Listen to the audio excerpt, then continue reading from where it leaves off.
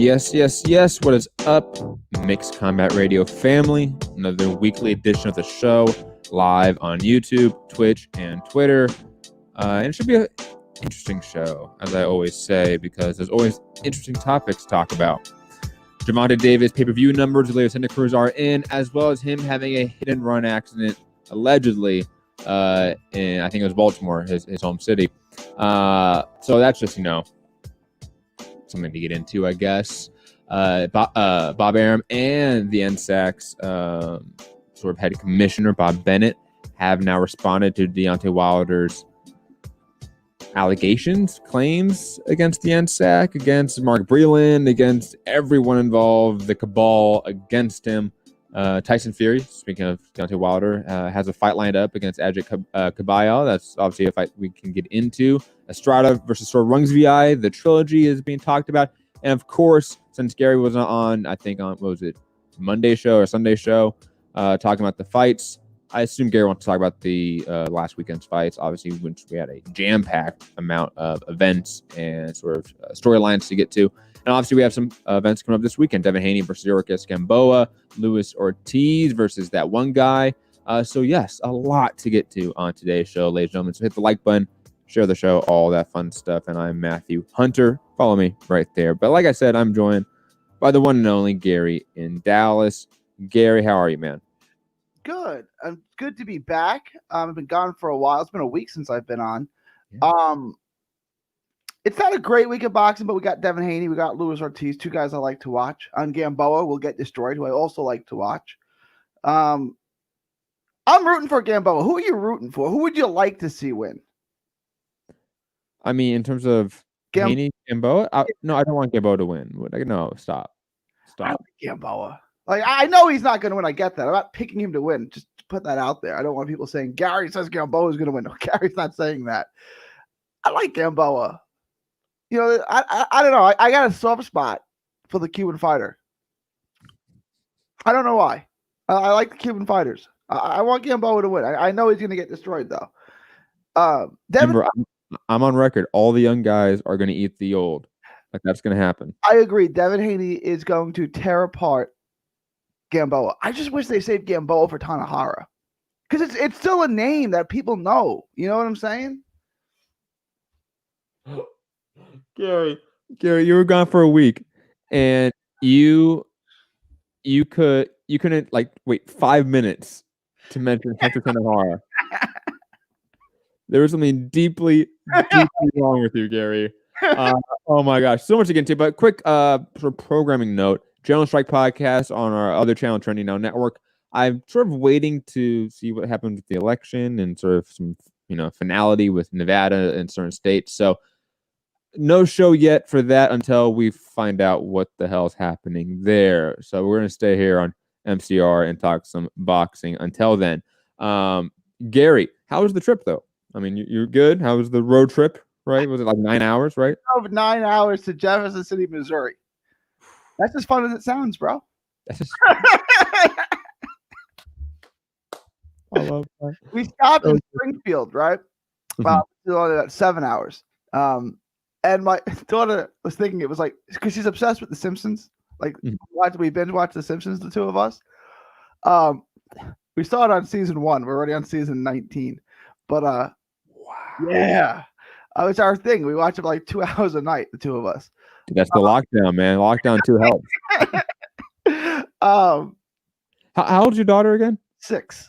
6. Okay. I was debating because I'll be honest, I've not watched a Simpsons episode since I was like in high school, right? So it's been a while.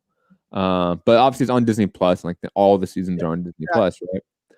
And I've been debating whether or not to is my kid like old enough? He's 6 years old. Is he old enough to watch The Simpsons? Should he be like 8 or 9? I've been debating, but I'm definitely one of those people that likes to sort of push the envelope on creative material that my kid watches.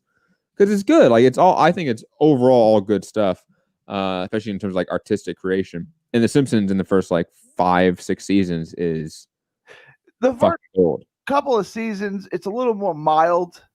Mm-hmm. I wouldn't sit and watch South Park with my kids. Yeah. You know what I mean? There's a difference. Yeah. Family Guy. I wouldn't sit and watch Family Guy with my 6-year-old. I wouldn't watch Family Guy because I don't like Family Guy, but that too. the derivative.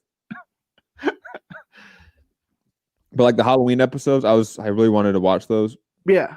And I asked my mom, like, "Hey, mom, do you think you can watch it?" And she was like, "No, Simpsons is bad." And I'm like, "Okay, mom, get over there, boomer." I started watching that show when I was 6. Like now it's come full circle. Like, do you know who the president of the United States was when that show made its Christmas debut? Was it Reagan? Yeah, it was like it's incredible, isn't it? It's still on TV. Oh my god, it's amazing. It is. Digressing though, let's get into some boxing. Obviously, you were not here for the show where I wrapped up last weekend's fight. I don't know if you want to start there, Gary, because obviously your boy Mario Barros made an appearance. Pound for pound, potential king now Niue made an appearance. I know you're a big fan of his as well. Who else? Jaime Munguia, a guy that we're both highly critical of, had a performance. That was some cut lip, though, wasn't it? Oh, I never saw anything like that. I've never seen a fight stop for a cut lip, but I've never seen anything like that either. You know what? If you can, I know you're not a big MMA guy, but look at Alistair Overeem, like exploding lip, okay, and check out that thing, okay, or like Robbie Lawler split lip. Though, like, it's not the exact one-to-one analog to what happened with Tyron Johnson, but in terms of like, what the hell just happened here? Like, I didn't think like this part of the body could explode in a sense in that fashion, and that kind of happened. Wow. I just saw it. I have it. I'm seeing it right now. The ovary guy. Yeah. That's nasty, huh? Yeah. Yeah, there's been some nasty cuts, man. Stop it. Yeah, he was knocked out by the blow that caused the cut. Okay. It was one of those I think it was like an uppercut, something like that caused the cut, and he was done. He was out. But digressing. So where do you want to start, Gary, with last weekend's fights? We can have a little bit more of a laid back show here. Where do you want to start? The main event, Tank Davis. Yeah, you want obviously. First, let's get into the news of the pay-per-view because that's new information from the last time I was on air. Mike Coppins are saying sources: Gervonta Davis, Leo Santa Cruz Showtime pay-per-view is expected to generate between 200,000 and 225,000 buys. Exceeded expectations. Good showing for Tank, who is making his pay-per-view debut.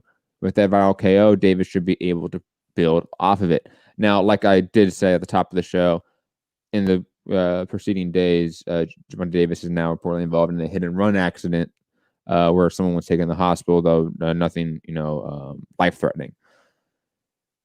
We're going to table that issue for a minute and just talk about the fights, how apparently successful it was, and sort of my predictions on the pay-per-view buy rate was correct. So, Gary, your thoughts on obviously the fight itself, the knockout, and then obviously the appearance that it was a moderate success or a decent success for a pay-per-view debut. The fight itself was good. 2 rounds in, I was really impressed with Santa Cruz. I was like, okay, he's doing what he has to do. He's keeping the work rate. He's keeping Tank uncomfortable. He's putting pressure on Tank. And then you saw in the 3rd round, it really started to get combative, which I knew favored Tank. Tank's the bigger puncher. He's physically, for lack of a better word, a tank. Like he's physically, I know he's only 5'2", but he's like a fullback packed into he's a 5'2" tank. I said, all right, he's going to break him down. And then the uppercut was such a great shot because he was working the body earlier. And you could see that Leo Santa Cruz saw it coming, but he thought it was going to be a short hook to the body. And then it turned into be an uppercut that took his head off. And that was the end of the fight. We'll get into that. That knockout and a Niue's knockout were both like picture perfect knockouts. This is the Tank I wanted to see. I just wish it was against. See, the thing is, Tank can make 130, right? Like he can obviously make 130, but is he gonna make 130, right? Like, does he hate cutting weight that much? And I'm not saying that's a bad thing. Miguel Cotto hated cutting weight. Like they said, Cotto could have fought at 140, 147 his whole career, right? He went up to 154 and even 160 because he doesn't like cutting weight. So it is what it is. If he's good at the higher weights, that's fine. But the way Tank is built, do you think he translates to him moving up in weight classes? Or do you think like 130 is where he has to stay. No, 135 he can obviously be at. He's right? so I think so. But I don't know who I'd pick him to beat at 135. Right now? I'm not saying he can't beat. I wouldn't pick him to beat Teofimo. Everyone else he could beat.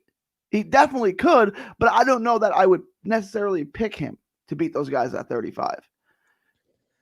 I think he beats everyone but Teofimo right now. Like, if I had to pick, I pick Tank Davis versus everyone else, including Loma right now. That's the interesting one. Now that's one where I'm a little bit conflicted on, I'll be honest. But I was still, gun to my head, I have to make a pick, right? I can't waffle on it. I'm going to pick Gervonta Davis to knock out or at least hurt Loma enough to pick up a W. Okay. And on top of it, like, the rest of the division is either old veterans, which Tank could feast on, or young talent that's not developed yet, like Tank is. Right? That's the reality here. So we're talking about, like, right now in this microcosm of time, I picked Tank against the field except for Teofimo Lopez. And what about at 130 against Burchelt? Oh, man, that's a tough one. Burchelt gets hit too much. You can't get hit like that often with a guy like Tank. You know what I'm saying? You're probably right in that factor. But, you have guys like Shakur who I still pick Tank to beat right now, in terms of, like, gun to my head, right? But in a year's time, in 2 years' time, 130 could be very different. Guys like Frampton aren't going to be really in play. Guys like Oscar Valdez aren't really going to be in play. Who knows how Burchelt lasts compared to guys like Shakur within his own promotional company and division. There's just certain guys who I see, like, could come out on top in that division, that in the hierarchy of that division could rapidly change. But regardless, I picked Tank against basically everyone at 132, right? Like, Tank's real rival right now, it seems to be pointing towards Teofimo Lopez, right? Like, that's the next guy that he needs to face, and vice versa for Teofimo Lopez. That's the next guy he needs to face as well. I've always been a Tank apologist, like. I've always liked, and I like Tank. Teofimo Lopez dog walks him. He's better. He's more athletic. He's probably the bigger puncher, and he's clearly the better boxer. Clearly the better boxer. Like, that's a horrible fight. Like, I don't know who beats Teofimo Lopez. It's not a guy who gets hit a lot. It's not a guy who's susceptible defensively. I don't know the blueprint to beat Teofimo Lopez. I'm sure there is one. I just couldn't guess what it is right now. I would not want to train the guy who has to fight Teofimo Lopez. That's all I'm saying. It wouldn't be guys at 130 moving up or 135 pounders. It would have to be, like, those top 4 guys at 140, right? Yeah. Like, that's who would beat Teofimo Lopez right now. And not even all of them. Like, I wouldn't pick Jose Ramirez and Prograis against Teofimo Lopez right now. Prograis is the one that I think is interesting because Prograis can box with them. I guess. I don't know. He outboxed Loma. Maybe Prograis can't box with him. I don't know. Like, like, what am I, like, I said that. I was like, he outboxed Loma. I don't know. I mean, that performance against Loma was so good. I don't know. I mean, he's not going to have the physical strength advantage over Regis or Taylor or Ramirez that he did over Loma. But if they sit and in the pocket and box, can Regis box with them? I don't know. I mean, I would think so, but look what he did to Loma. I don't know. Yeah. It's again, like, Teofimo Lopez is probably real, like, next tough outing other than Tank Davis and potentially, let's say, like, Ryan Garcia. Let's say Ryan Garcia blasts out Luke Campbell, right? Then maybe the conversation shifts drastically as well, right? That's a possibility. I was going to say Devin Haney, like Flores, Gamboa. I was like, no, but that doesn't mean anything. That doesn't mean as much. Let's just be honest about it. If Haney produces another quality win against, let's say, like a Richard Comey type or something like that, then maybe we talk about Haney or Ryan Garcia being more, at this point, competitive contenders to Teofimo Lopez. But it does seem like Lopez is in a rarefied class at 135 right now. And that's largely just due to experience. Like, we have to just be real about it. Like, Ryan Garcia and Devin Haney are largely unknown commodities at the very top level right now, especially Devin Haney, who has so much hype on him. So until we see them with comparable competition to Teofimo Lopez and who he has faced, then we have no idea how they will fare against Tio. Like, that's just impossible to tell right now. It's like, I don't know if you had this opinion, or was it Foogatti or somebody in the chat on another show about Shakur Stevenson versus people like Tank, people like Miguel Burchelt, and just picking Shakur Stevenson outright right now. I can't do that. It's very hard for me to do that, to pick Shakur Stevenson against guys like Miguel Burchelt right now. Like, it's just because of the experience factor. I agree with you. Right? Because Shakur Stevenson's best win is against Joet Gonzalez, who I was correct in saying is a really good boxer. But he never tested Shakur Stevenson. He never pushed him in deep waters, right? Like, if you fight Burchelt, and I'm not saying Shakur Stevenson can't simply outbox him. Maybe he could. I don't know. But you fight Burchelt, you're going to be in a fight, damn it. You know what I'm saying? Like, he's going to put the pressure on you. He's going to keep coming after you. He's going to dent you. He's going to hurt you. Like, you're not just going to sit there and outclass Burchelt. I don't know. I would right now, just over not seeing Stevenson against the best level competition yet, I would take Burchelt just on, like you're saying, the unknown factor of how Stevenson would respond. Not saying Stevenson can't win, but my money, I would still put my money on Burchelt. No, I agree. I agree. Like, Shakur just hasn't had the Rishikome equivalent win, or obviously like the Lomachenko win that Tio had. Like, that he just doesn't have that right now. A lot of these young guys don't have that right now, and that's fine.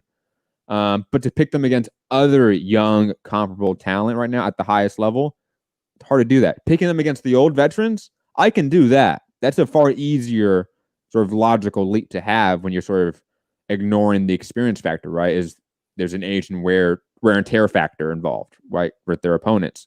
But guys like Miguel Burchelt, he's not old. He's in the prime of his career. He's fucking beating up people left and right. So it's hard to judge that. Quickly, just a few comments from the chat. Liam Roskell, I think, mentioned, shout out to Liam too, saying still no figures for the release. Still no figures released on the Charlo pay-per-view failure. Well, I mean, in terms of like numbers that we use, which is often just media information, information gathered by media people from sources within the industry, which is often what pay-per-view numbers we often talk about. We really don't get released numbers from these private corporations because they're private corporations. But I mean, the Charlo pay-per-view was trending around like 100,000 pay-per-view buys, so around half of the success of Gervonta Davis. And Gervonta Davis being a 130-pounder, let's be honest, compared to a middleweight and junior middleweight in the Charlos. That's really, really impressive. Let's just be honest about it. And also, Gary, they're coming after you for being a Gervonta Davis apologist, is the words you used. Liam again saying, hang on, Matt. Sorry, that was to me. Saying, also, Gary, come on. You like Tank? He's a piece of shit that bashes up women. I know. I said, I know. I said, like, I've always apologized for what he did until he got there, right? And then if he did that in public, he was really comfortable with putting his hands on it. Imagine what happens when they're in private. You know what I'm saying? Oh, absolutely. And like we do with, I think a lot of, let's say, celebrities or entertainers, what they do in their entertainment, right, can somewhat be separated in terms of evaluating it, right?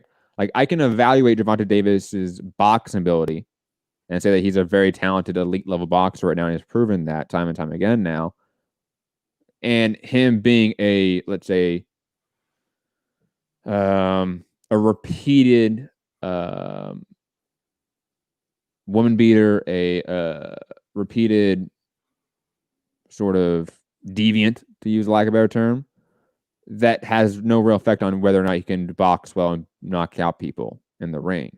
That's just the unfortunate reality to it. And on top of it, because of the nature of our industry, there's no recourse for people's behavior outside the ring. Right? There's no systemic accountability set up for fighters like Gervonta Davis. So that's just the unfortunate reality. Whether they'll let you fight Cotto and send you to jail. Well, really use the revenue. Why don't you fight first? And Gervonta Davis is clearly a guy that draws now. So he's going to get more leniency from the industry. That's just a reality to it. I'm not saying that he should get leniency. I want to make myself very clear here. He should not. But we don't have systems to keep him accountable within the sport right now as it's stated. So we would need to create those systems, to be quite honest. And Liam in the chat also asking, because I'm not really going to respond to boxing with Sean because that dude's just weird. Hang on, Matt. Last week you were saying Leo was good for Tank, but Gamboa was better than Leo. I don't think I ever said Gamboa was better than Leo. Not on this show. We don't. And I like Gamboa. We No. didn't say that. Neither one of us said that. No, I don't know what you're referring to, Liam. Let me know. What else do we have here? In terms of the knockout of the year, comparative to Zepeda, Branchik, those are the two, right? I mean, to me, or hold on. I will mention this because I think it deserves mentioning. Povetkin, Dylan White. That's also an amazing knockout that happened.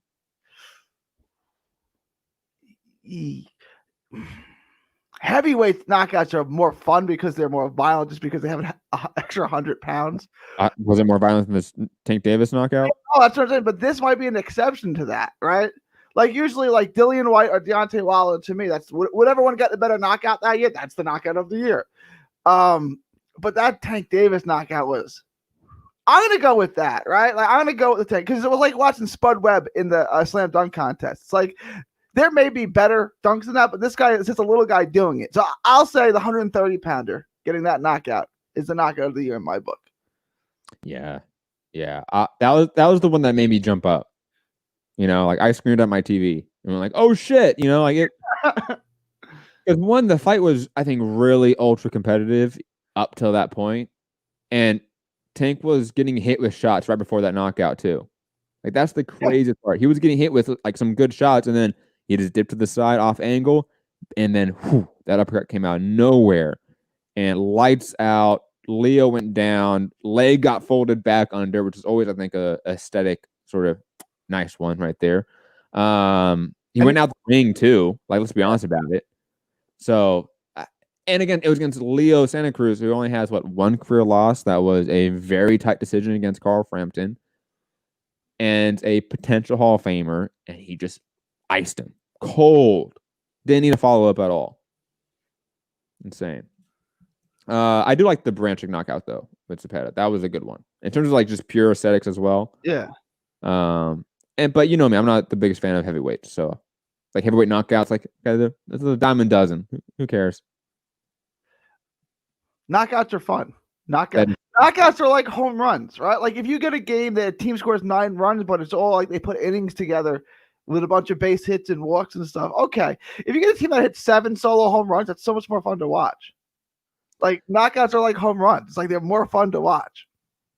Liam Roscoe responding to the Gamboa comment that I said, no, I'm saying Gamboa went better than Leo. Do you mean like he performed better than Leo? I really don't understand what you're saying. That's what he's saying, yeah. I think if Leo is good for Tank, then you should be fine with Gamboa for Haney. I think I'm relatively fine with Gamboa for Haney. It's just not one that really gets me excited. He's a year and coming off a blown Achilles. It's like it's with nothing in the interim.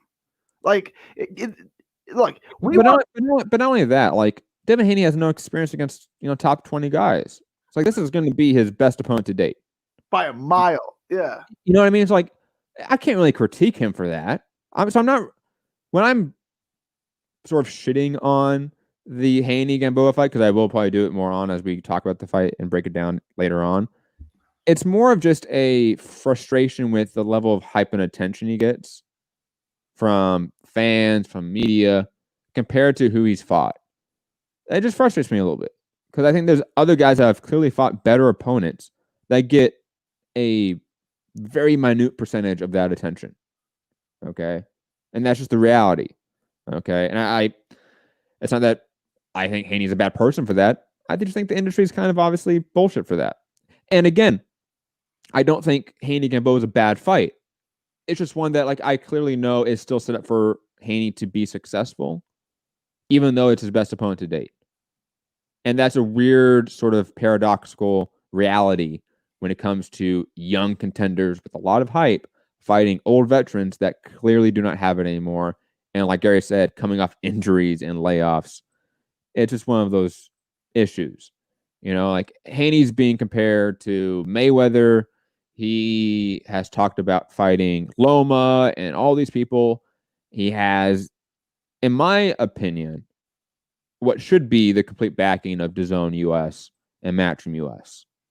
Okay, because he is, in theory, a guy that they can build on and really sort of survive on as a company for a long time if he sort of pans out correctly, right? Yeah, if he's Teofimo Lopez, they got themselves a gold mine. They do. They really do. So I get the attention on him, but how have you not set him up better to sort of succeed, in my opinion? There's moments where I think you could have had already a step up in competition for him, and they've chosen not to because they want to sort of just milk it out a little bit. And that's a reoccurring issue in the industry for obvious reasons. And this comparison where we're talking about Haney being the next Mayweather, and I want to address it because I keep hearing this. It's like, can we stop with that? Like, do you want to set the bar any higher? Like, I hear this with like Trevor Lawrence at Clemson. He's the next Peyton Manning. It's like, can we chill on that? Really? Like, look, Haney's got a ton of talent. He looks really good. When you're going to compare him to the best fighter of his era, one of the 5-10 best fighters ever, it's like, guys, Devin Haney has a world of talent. He looks really good, but so do a lot of other guys, right? Like, before we start comparing him to the all-time greats, can we let him win a couple titles first, beat a couple top 20 fighters before we put him at that level? And I'm not saying you said that, but you hear that a lot. It's like, look, I know we want to replace somebody, right? Like in basketball, we went from Michael, and as soon as Michael retired, we had Kobe, and it was like a perfect transition. When LeBron goes, there might not be that. Well, maybe it's Zion, maybe it's not, right? But there might not be that next seamless superstar, right? Like, we may have to wait a couple of more times until we get that huge star. Or maybe it's Teofimo Lopez. I'm not saying it's not Haney. I'm saying he's done absolutely nothing to warrant that. Liam in the chat saying they did try to get the Loma fight, which is true. They did try to get the Loma fight. And then Loma obviously requested to be franchise champion. But what was the follow-up after that? Like, when was that exactly? I'm trying to remember. Was that when he fought like Abdulaev or Moran or Alfredo Santiago? Like, Zolani Nodegini. His best win to date is probably still Juan Carlos Burgos, which was 2 years ago.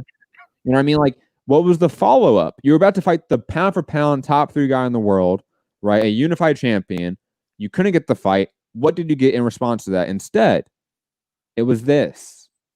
So, like, I understand that he can't get the Loma fight per se, because that's not how you just can't make fights happen that fast, especially with franchise belts now. I understand that. But the backup plan was very poor by Matchroom and DAZN. Javier Fortuna would have been a better option. And I'll be honest, it's not a perfect analogy because it is not, okay? But when we talk about like Crawford, ESPN, and Top Rank squandering Crawford's potential, I feel that in a way, not a one-to-one analog, to how Haney has been treated and handled, I should say, not treated, how he's been handled by Matchroom and DAZN. I feel a little bit the same way. We're like, there's a lot of potential here, and they, like, what are you doing with it? You're giving us C-rated content. Like, I don't want that. Like, I want some A-level shit here, please. Okay? For example, Ryan Garcia is fighting Luke Campbell. Is Gamboa Luke Campbell? Not anymore. Right? That's just the reality. Yeah, because if I said to anyone, Campbell versus Gamboa instead, right? Who would win that fight? At this point, we all pick Campbell. Exactly. And I think exactly why like fights like Javier Fortuna could not happen, because I know that was a complete shit show of trying like to negotiate those fights, right? But there's guys in this division that he could have absolutely pulled up and make a worthwhile fight that isn't Lomachenko. That's just the reality, and they didn't do that. And again, I'm not blaming Haney for that, because Haney's not the guy in charge of his career. He's not in charge of the industry. In a very splintered industry in that nature as well. But digressing, what the hell were we talking about? Gervonta Davis. You want to talk about Mario Barrios, your boy? Let's talk about Barrios. It was, look, I know you guys are going to say it's Ron Call. Ron Call's not terrible. I mean, he's an opponent. He's a tough guy. He's got a little bit of skills. He's just not athletic enough. He doesn't hit hard enough, right? There's nothing where you're going to say, okay, that's a world beater. I mean, I know he's kind of tailor-made for a guy like Barrios. He's short-armed. He's going to come after you, and he eats a lot of shots. So Barrios did what he was supposed to do, and I think he did it in style, which is, I expected Barrios to stop him. I expected Barrios to knock him out. I expected Barrios to eat some shots in the interim because Barrios still has some holes defensively. But I knew Barrios was quicker, longer, stronger, faster. I knew Barrios would do what he needed to do, and I think he did it. I know Matt. I think Matt feels kind of the same way. I thought it was what we needed to see out of Barrios against an opponent.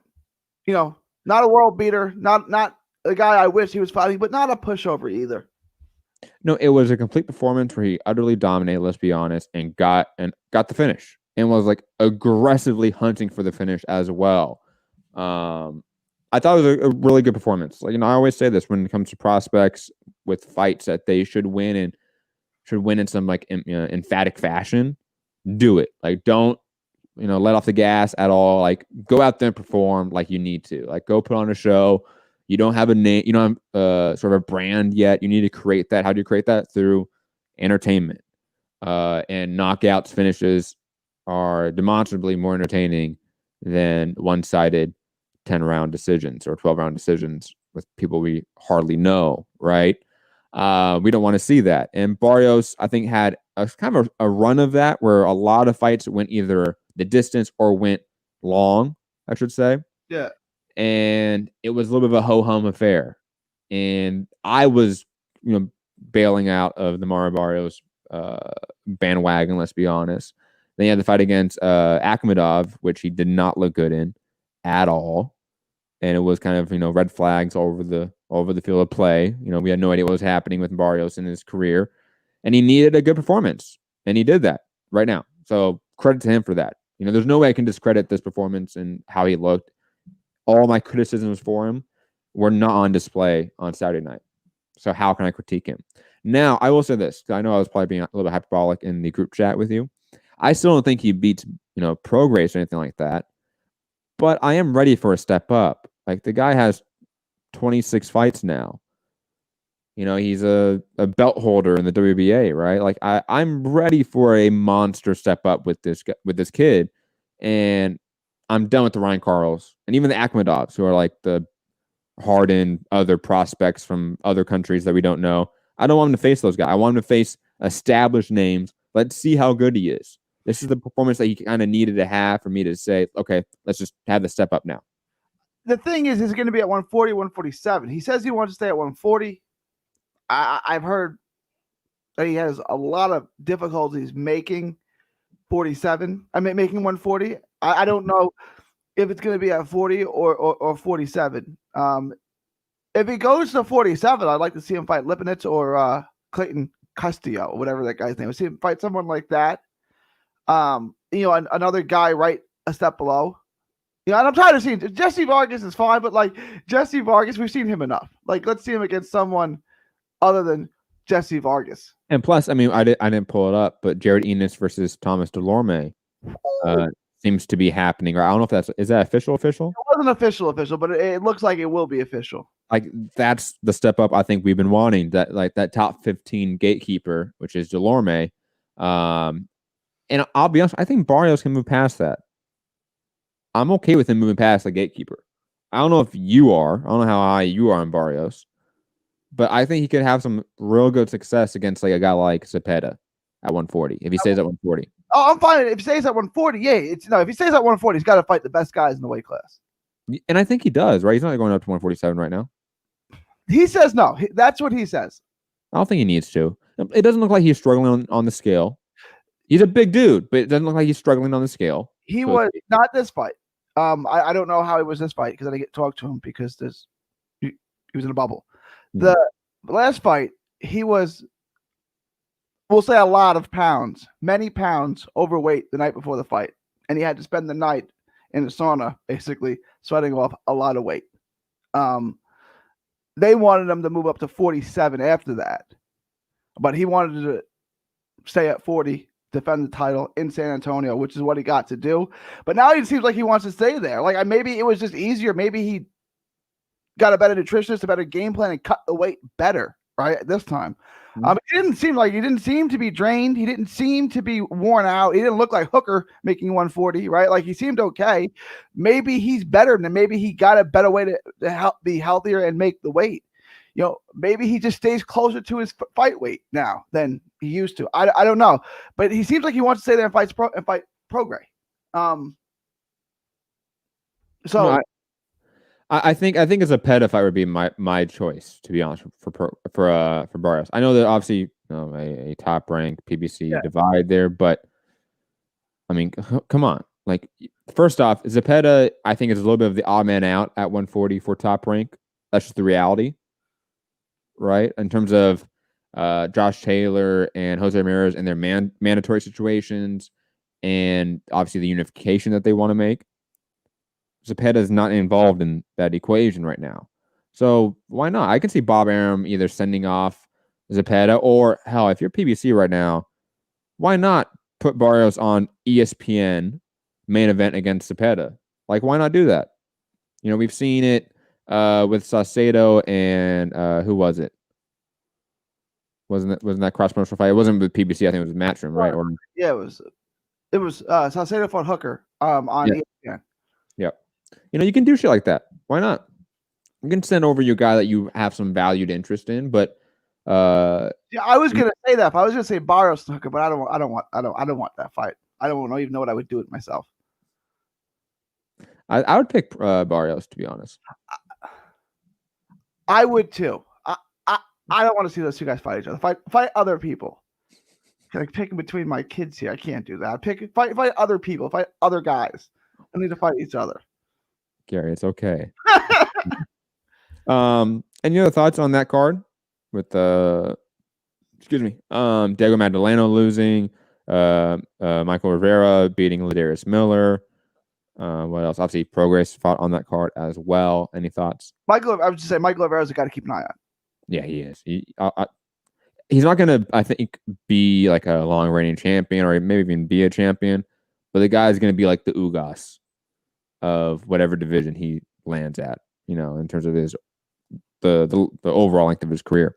I saw somebody in the chat. Hold on, I want to get to it. It was a good question in the chat about who's fighter of the year, and I think they mentioned Tyson Fury and who else? I think it was Tank Davis potentially, and Tifimo. 92 Aku in the chat saying care of the year, but who is fighter of the year, Fury or Tifimo Lopez? I don't know who would be fighter of the year right now, especially in this year, which is not a year where everyone had a lot of fights. So you don't have 2 or 3 fights you can really look at for most people. It's often just one fight. Gary, what are your thoughts on fighter of the year? Tifimo Lopez. I mean, it's one fight, but no one's got 2 good fights this year, so it's going to be who had the best fight. That's Tifimo Lopez. And plus, Tyson Fury had egg weight in his hand, so we can't even count that.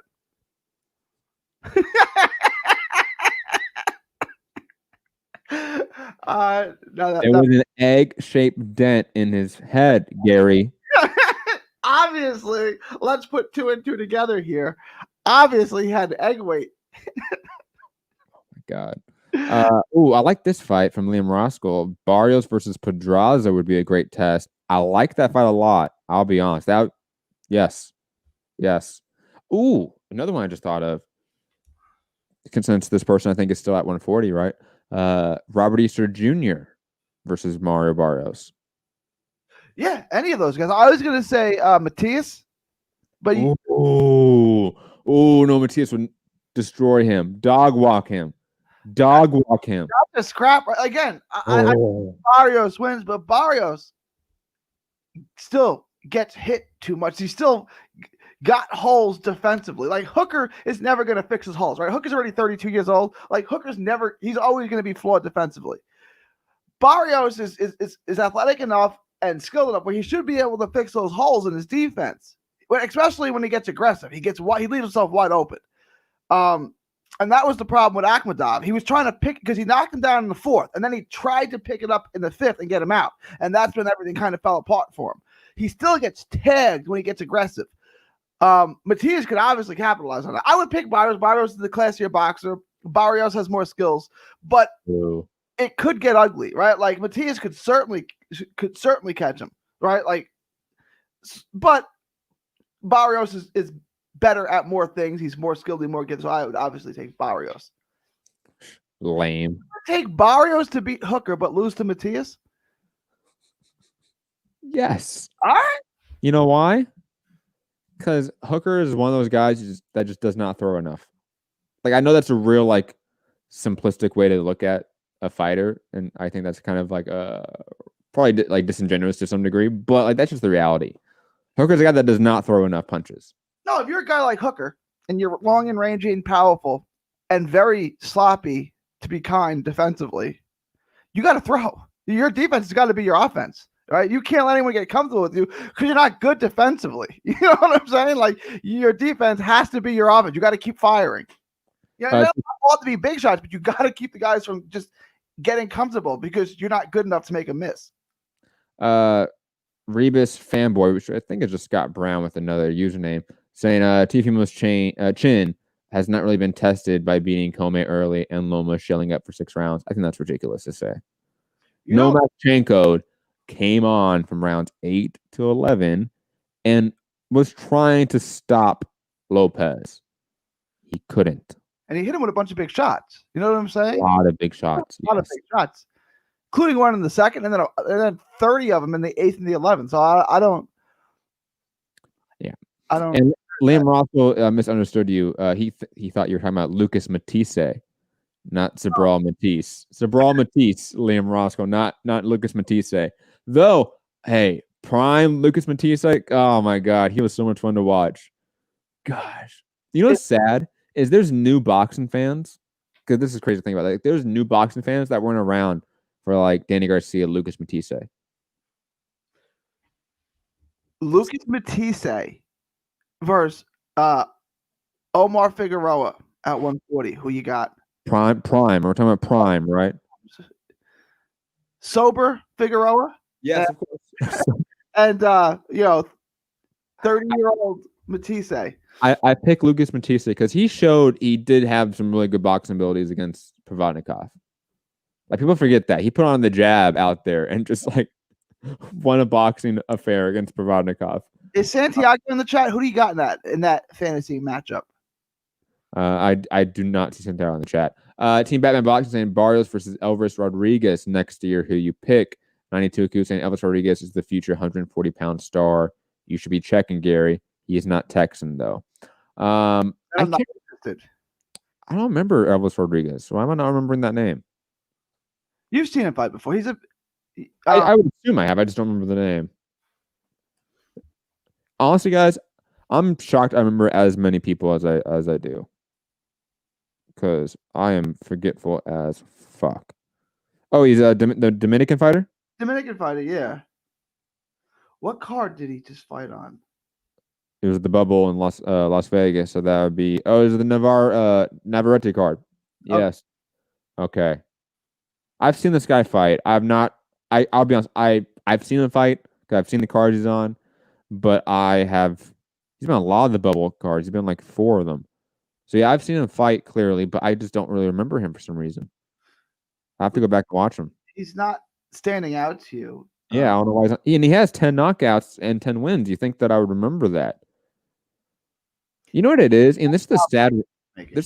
It's top rank 4th. There's that factor where like all the prospects just don't get attention. But that's like what I was about to get to. Like, even for someone like me who like does a boxing podcast, though I think do as much as I used to, and that's just because I'm on other projects and focuses right now. But like a guy that does a boxing podcast, it's extremely hard to stay up on all boxing prospects, especially if those prospects do not get any media attention. Right? Like, what interviews has this guy done? What press conferences has this guy been a part of? You know, what media scrums has this guy been a part of? You know, what interviews has he done? Who has he called out? I have no idea. There's been zero media attention on this guy, probably to some degree, or to a significant degree, I should say. Same with a lot of prospects on Top Rank's roster overall. And it's, again, not a solely Top Rank critique. I think a lot of boxing promoters have that issue.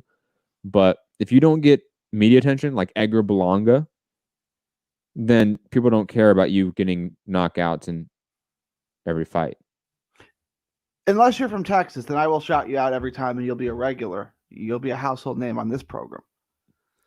92 saying, yeah, you're right. And he doesn't speak English. I don't think him speaking English is as much of a factor, to be honest, especially in boxing. Like if this was other, I think, U.S. entertainment industries, I think one that, again, industries that don't rely so heavily on Hispanic and Latin talent and just overall people, then I think there would be some credence to that. The reason why we talk about Eastern European fighters having an issue with English and that sort of barrier when it comes to American boxing is because there's not that groundswell of Eastern European support for fighters here. There's a massive amount of support in obviously the Mexican American population, the Cuban American population, the Puerto Rican American population, et cetera, et cetera, et cetera. So that is a factor that I think could easily be hurdled when it comes to boxing. You have ESPN Deportes. Has this guy ever been on an ESPN Deportes? I don't know. I'm not a Spanish speaker, but I do follow all the people on ESPN Deportes. That in terms of the ESPN employees and journalists, they don't talk about this guy, and he's on Top Rank cards. It's just I got two thoughts going on here. So he said he doesn't have the fan base because he doesn't speak English, and I thought of Todd Grisham, who said when Ichiro got his 3,000th hit, he said something like, "Here's a guy, and this is the frustration, who's been in America for 15 years and can't speak a word of English." And it's he actually does speak English just fine. He actually speaks Spanish too, but he's from Japan. And Ichiro came here when he was already in his prime in Japan. So it was 26, 27, right? And it's not speaking Spanish and then trying to learn Portuguese. It's the letters, they don't even use letters, they use pictures. I don't even know how you'd learn that language in your mid-20s. And he speaks it fine. And someone says he speaks English and Spanish. He just uses a translator, so there's no confusion. And Grisham goes, well, if there's any confusion, then he doesn't speak the language. Todd Grisham, and then it's just Todd Grisham is the worst. He's the worst. I don't know how he got the ESPN job, right? Because he's awful and he's terrible. He doesn't say anything insightful. And then how did he get the DAZN job doing boxing? I don't who else did they interview? And they said, no, we got to go with Todd. That. And the second of all, do you have any idea how hard it is to learn another language in your mid-20s? If you ask me to learn Japanese today, conversationally, no, that's out. It's just not going to happen. You know what I'm saying? It's no, Ichiro speaks English fine. He just uses a trick because there are just certain things in the language, unless you speak it as your main language, you're just not going to get. If I said to someone, that's how you kill two birds with one stone, you and I know what that means, right? If you say to someone who speaks Japanese as their conversation language, killing birds with stones, 2 ways to skin a cat. What are you talking about? I don't know what that means. You know what I'm saying? So you just use a translator to kind of iron out the little details in the language, right? He speaks English and Spanish just fine. And plus, to Spanish-speaking fighters, especially top-ranked fighters, you have ESPN Deportes. Yeah. There's you don't even have to deal with trying to court English-speaking fans or whatever. It's boxing. There's a gigantic market of fans that are not English speaking for a lot of reasons. And Salvador Rodriguez is the main ESPN Deportes guy, right? That's his name, I think. You can get on a show, or at least, let's be honest, if you have a competent manager, you would be requesting to get on ESPN Deportes if you're a top-ranked fighter that's been on 1, 2, 3, 4 top-ranked cards just in this year alone. Just in this year alone. And he's in the 140-pound division, a division stacked with top-ranked talent. He can definitely get on ESPN Deportes and talk some shit about 140-pounders like Jose Ramirez. Why not? Why not? I mean, that's I think a perfect route to do, actually, to be quite honest. Talk shit to another Spanish speaker from another Spanish-speaking country like Jose Ramirez. Why not? I know there's not a huge, Mexico versus Dominican Republic rivalry, but fuck it. Like, that's what you do. And even if you don't want to talk shit, at least get media attention. Like, at least get like the bullshit 3-minute interview. Like, just do that at the very least. It doesn't hurt to mention, like, to get on ESPN Deportes and mention guys in your division, just to have that in a quote. It will get on headlines. Trust me. Boxing Scene will do an article about it. They do articles about everything. Right? Am I wrong? You're right. You're right. You're right. Like, I think I've said this time and time again. A lot of boxing managers and promoters have been entrenched in this industry for decades, and they are lazy. Okay, they are stagnant as sort of people that are, in essence, the ones in charge of progressing the sport to more people, to a bigger presence. Right? It's the people that run the sport, make deals and stuff for it. Those are the ones that, in essence, have the controlling factor into the direction of the sport. There's a reason the sport has stagnated for my entire life. Right, Gary? It's because it's been run by the same goddamn people for decades. Okay? It's been run by the same people for so long that it's been run by people that used to watch boxing on the radio or black and white television. Okay? Those people are still running the sport when we're dealing with streaming and, Gen Zs. Like, that's just like, there's a reason there's this big disconnect when it comes to new talent and fostering sort of brand awareness with that talent. But anyways, I got into a rant. I apologize. What we're talking about, I think we're just talking about comments from the chat. Let's move on, because we're still talking about fights from this last weekend. Any thoughts about Inoue beating up Jason Maloney, Michaela Mayer picking up a title on the top ranked card, Julian Rodriguez picking up a win as well, Jared Anderson as well picking up a win? Well, we'll just stick to the two, the main and Michaela Mayer. Like, I think they both looked good. They both did what they had to do. Like, they both had vintage performances, right? Like, I think Inoue looked really good. I think Maloney is tough as hell. Don't get into a street fight with that guy.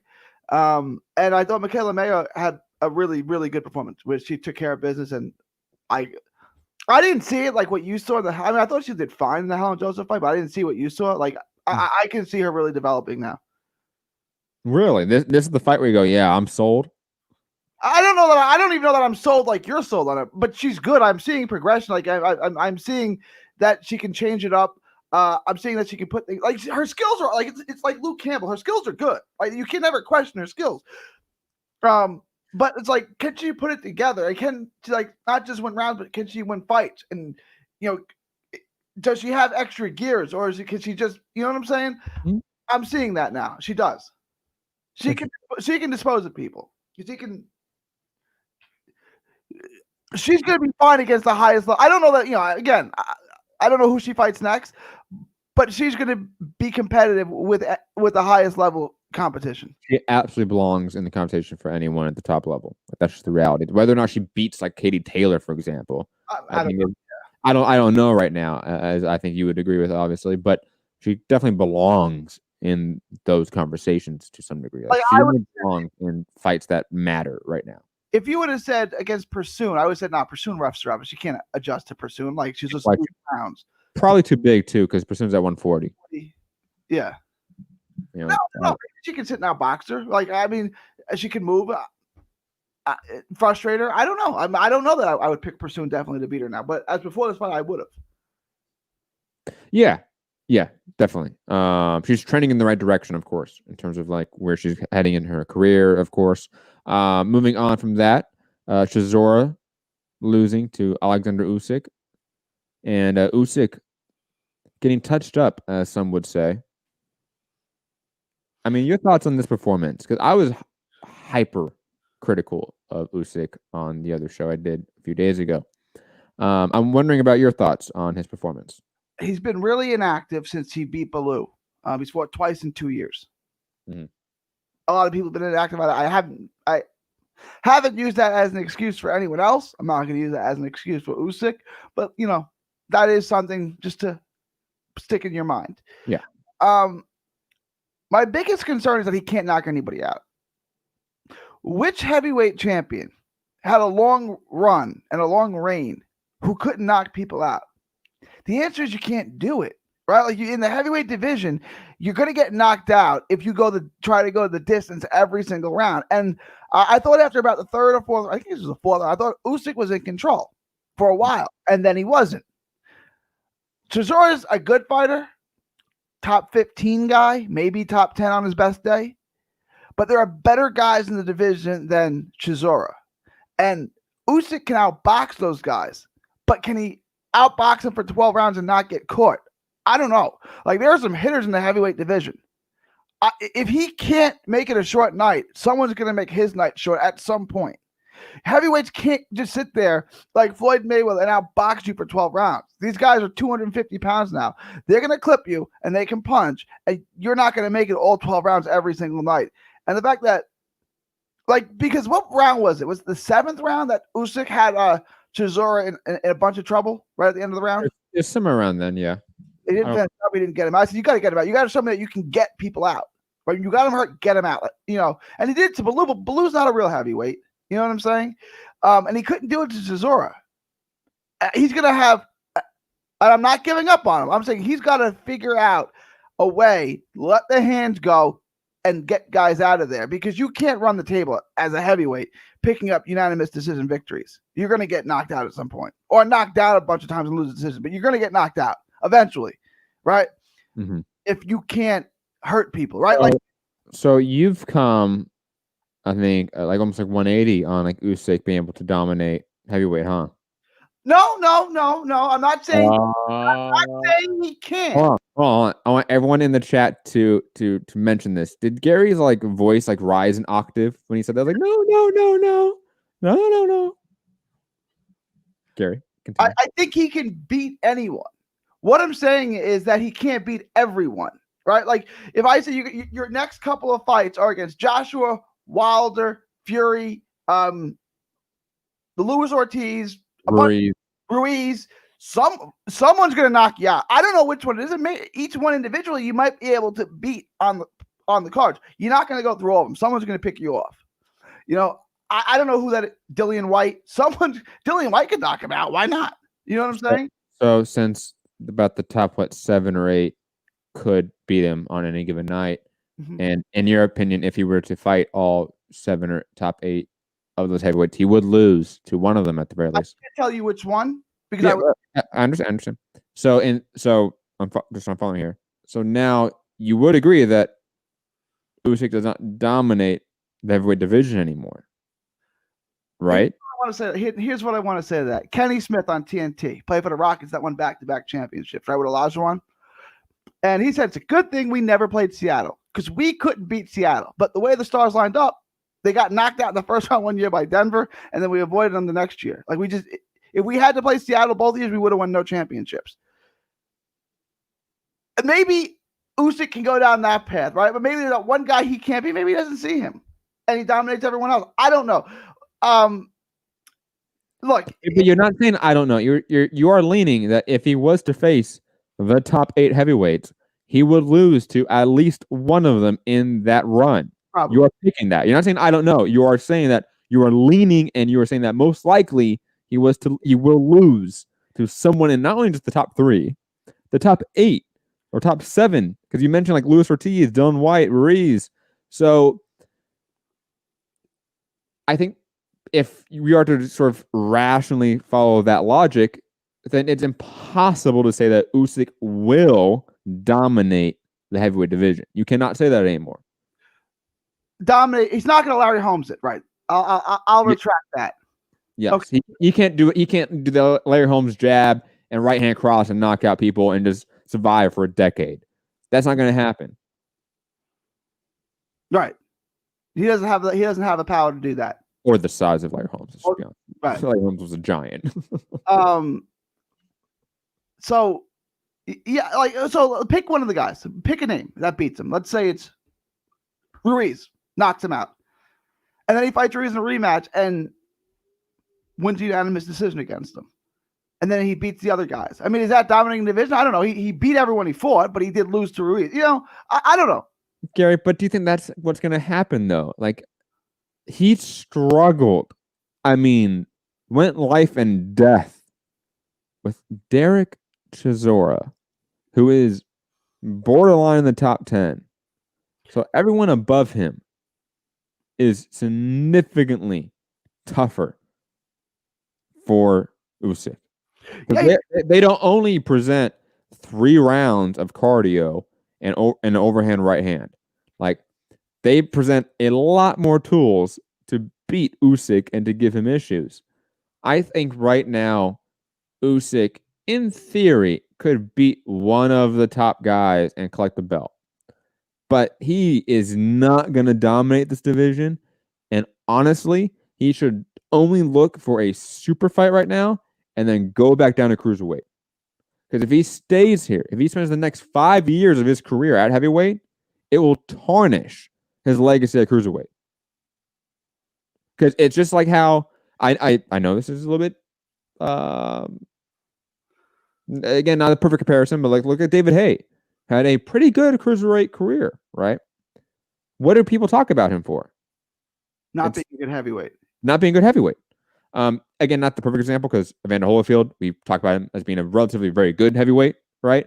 But we again talk about him largely as a heavyweight. When we talk about his fights, we harken back to his career. We rarely harken back to his great fights at cruiserweight. It's always heavyweight.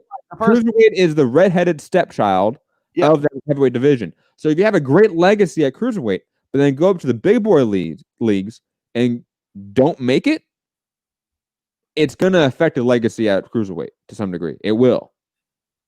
No, you're right. Fairly or unfairly, it will.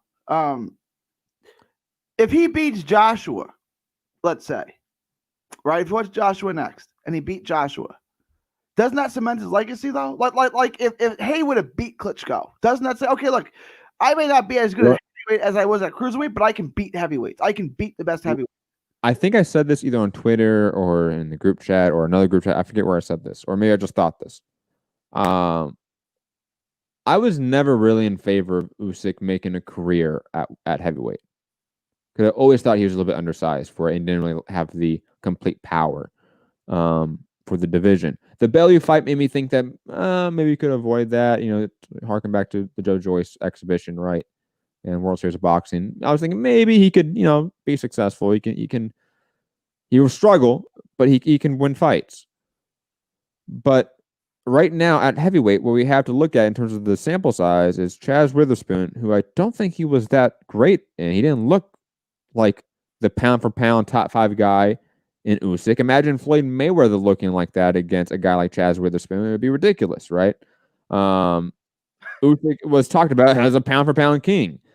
He got touched up a fuck ton against Chaz Witherspoon. I know a lot of you guys want to disagree with me on that, but it's just the fact.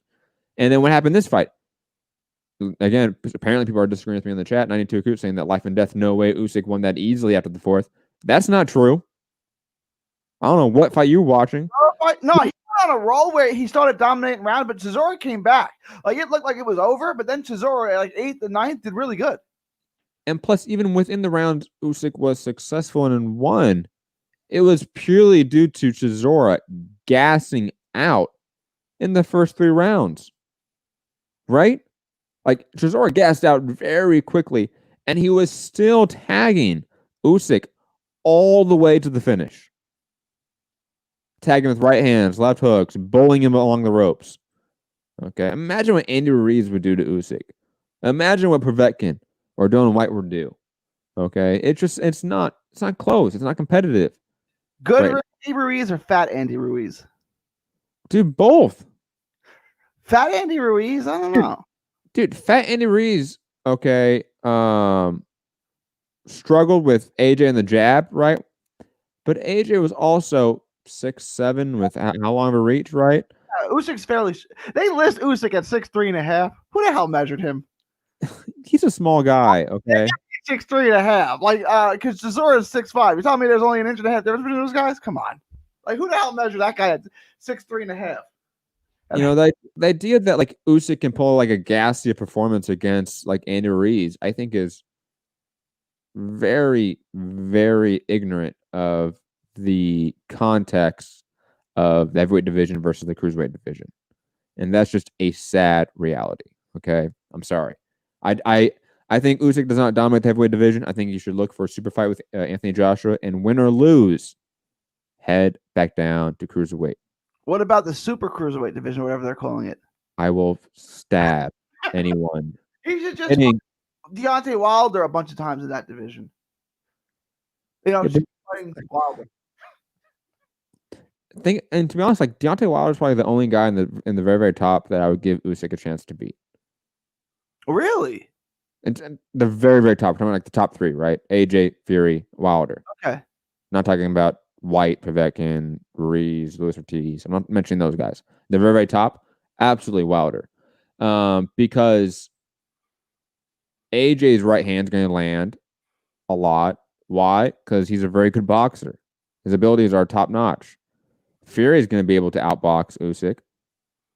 I know that might be a hot take, but I feel like that's a kind of a reality right now. And if not, he can bully Usyk too. He's 6'9".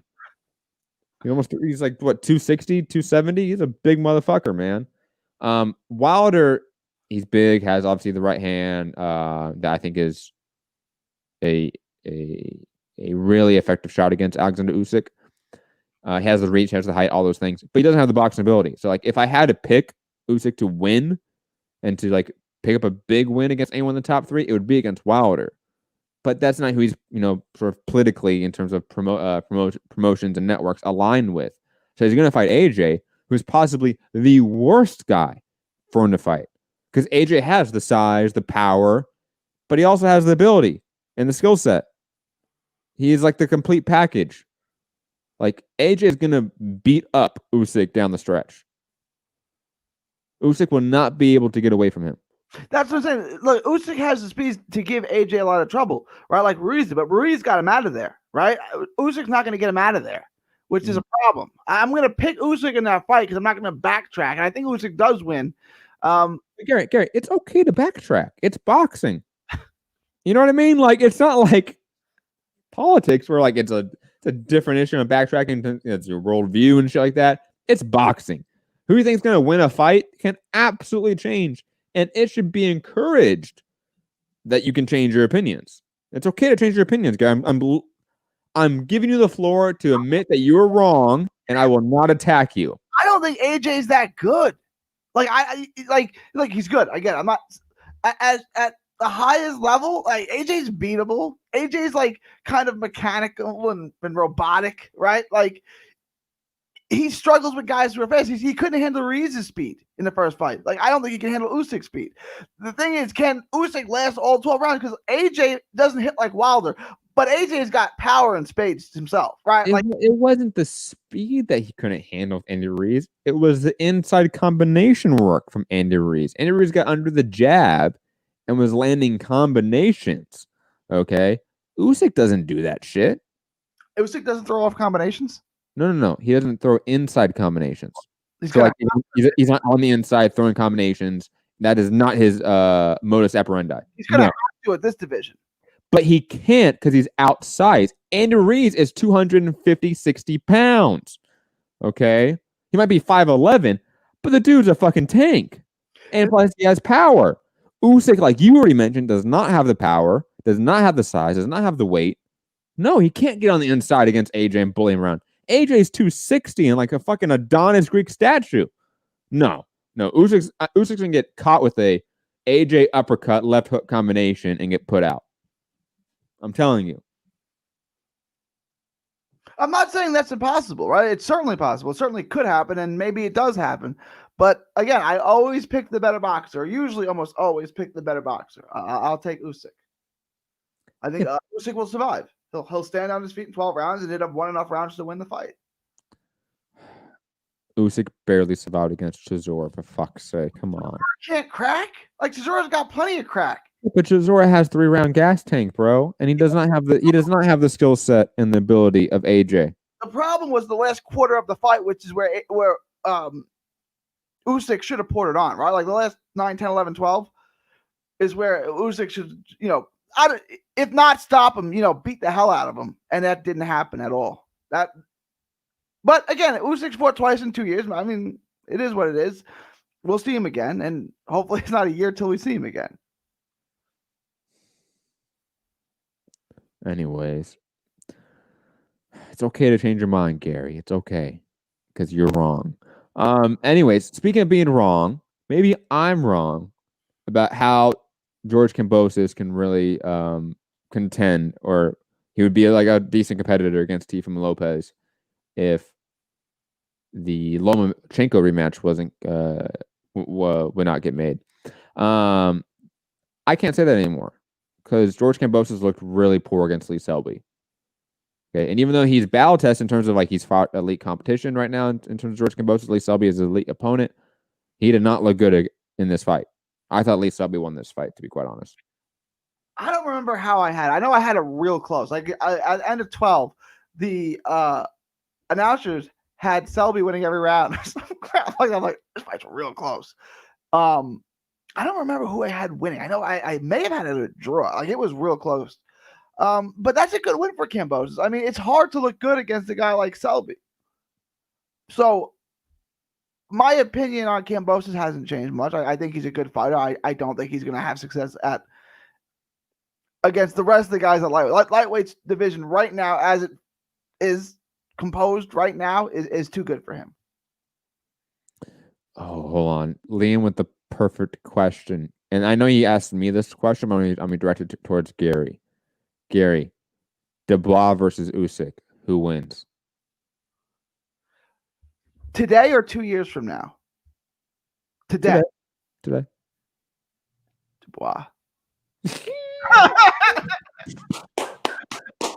Okay, I'm just glad we're on the same hype train with Dubois still. Okay, we're good. We're good, Gary. Say 2 years from now, so like you say, 2 years from now, Usyk will be 34 and Dubois. It'd be the easy yes, right? I'm not giving that easy yes, Gary. Fuck that. No, right now, today.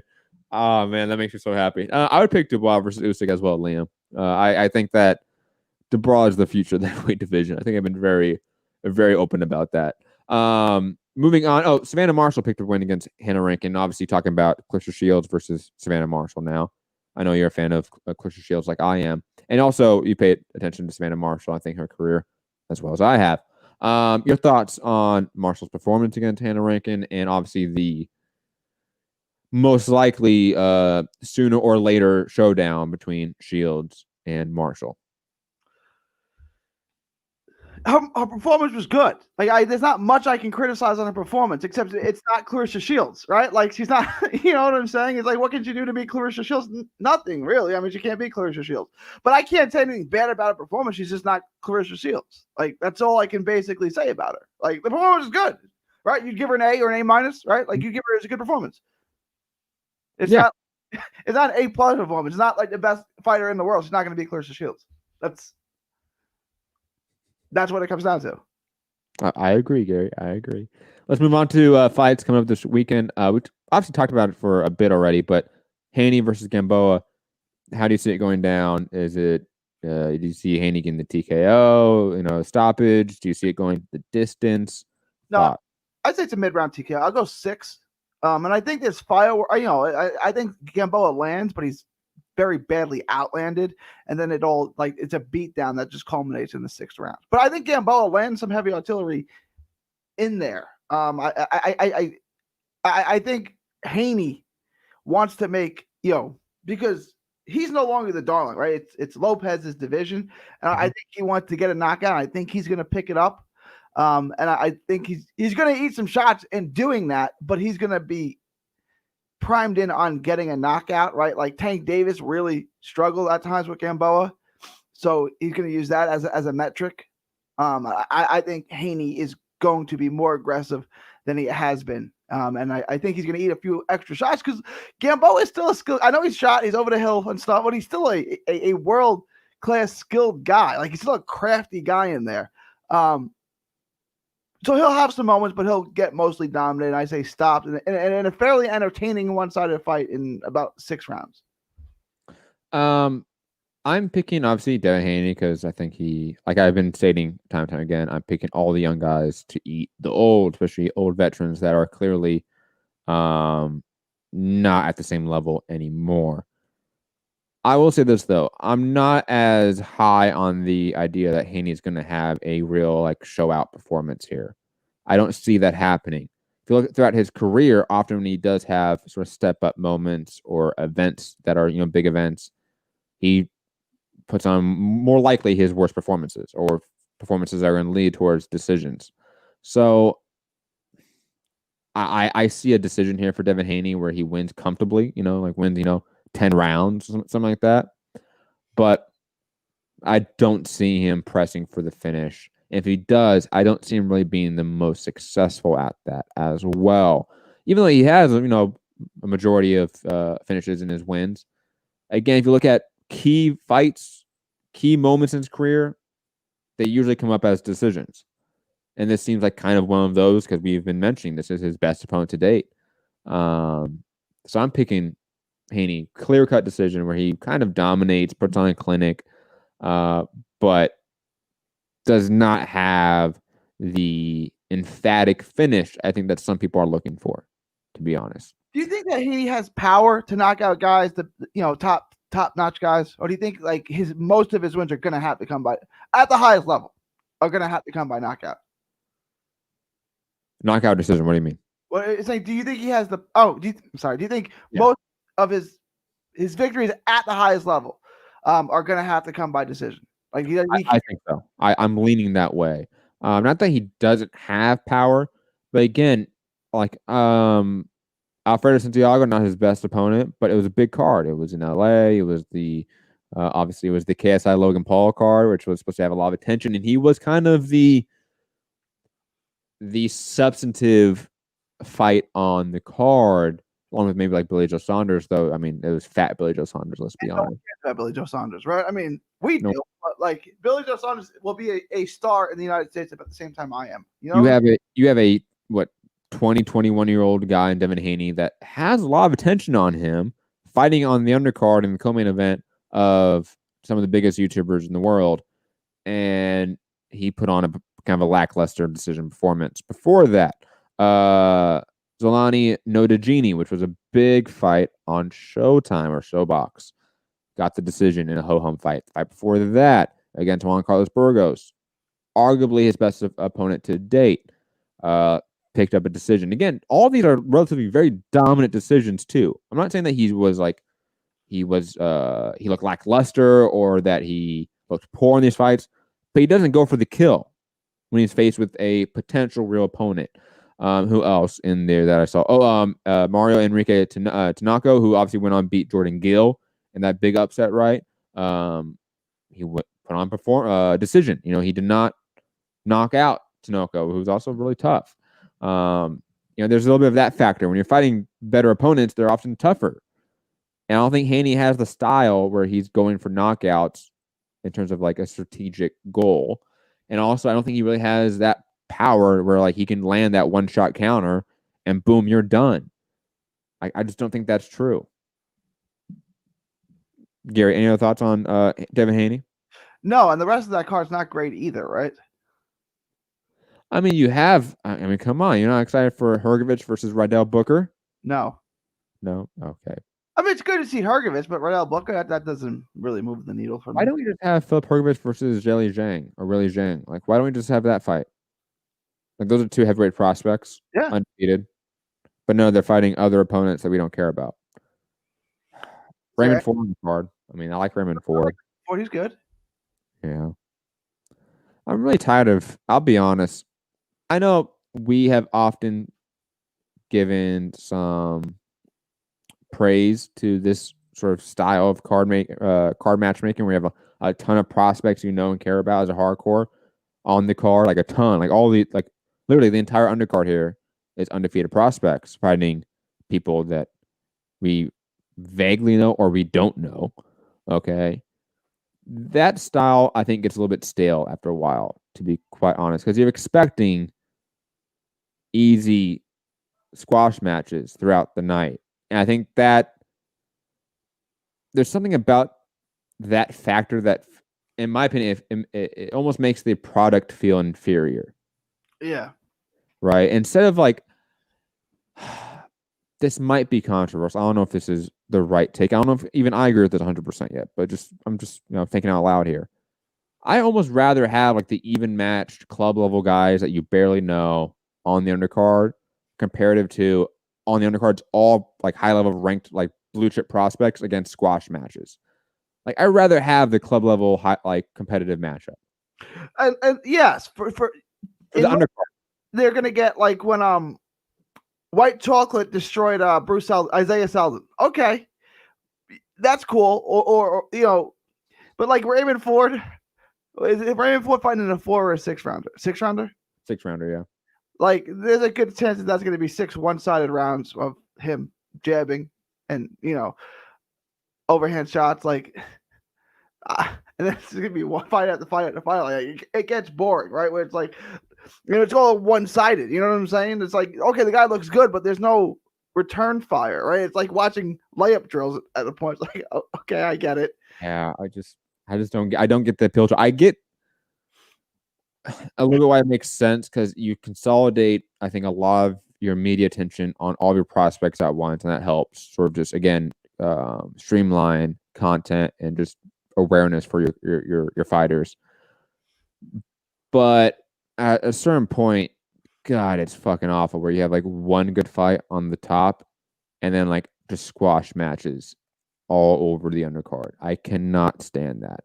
Give me even matchups against guys that are not top level prospects. I'll take that. I'll take the Clay Collars of the world against your boy, right? A prospect versus a club level guy that we know, that we respect, right? But the prospect isn't super high level. You know what I mean? Like it wasn't like it was a Philip Hergovich versus some club level guy. It was Raymond Guajardo, a regional prospect, which is a difference, by the way.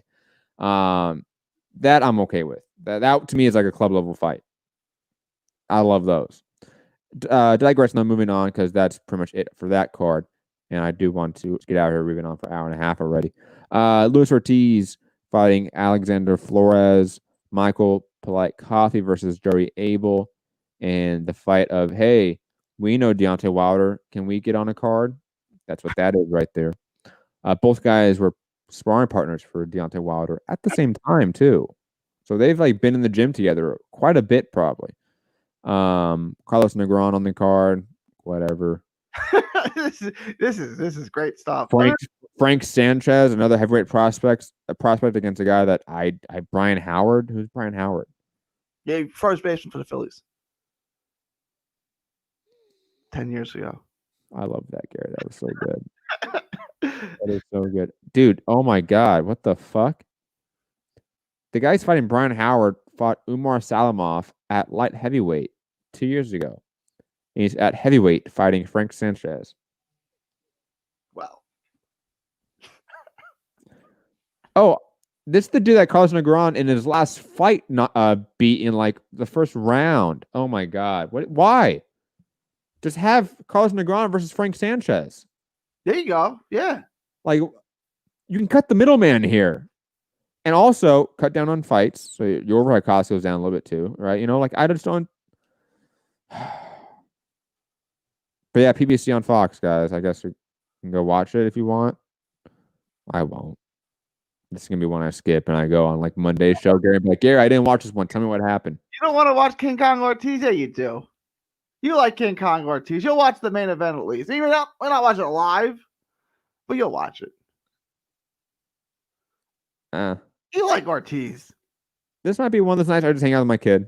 All right. I'll be honest. I mean, like, well, it's Notre Dame into that. No, fuck no, Gary. Oh, right. It's either Haney Gamboa or Ortiz Flores on Saturday night. Whoa.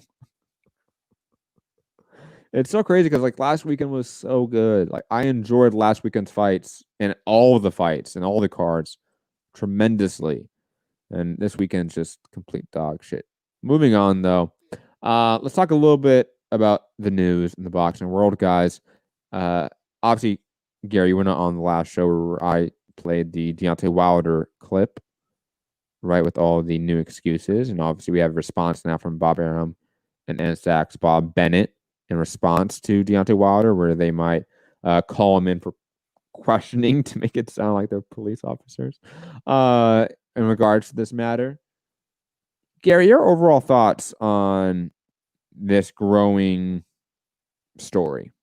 It's so ridiculous, right? Like, it's just so absurd. Why can't people just say, I lost, right? Like, he fought a style I wasn't expecting. He gave me a look I wasn't expecting. He was the better man that night. I'll be back, and I'll knock him out the next time when we do it again. I don't understand why it has to be this way. We all saw the fight. It did a huge pay-per-view number. He beat the hell out of you. You were never competitive in that fight. He dominated the entire fight. Like, why can't you just state the obvious and say that you need to get better and you will get better and that you fought the wrong fight and he was a better man, right?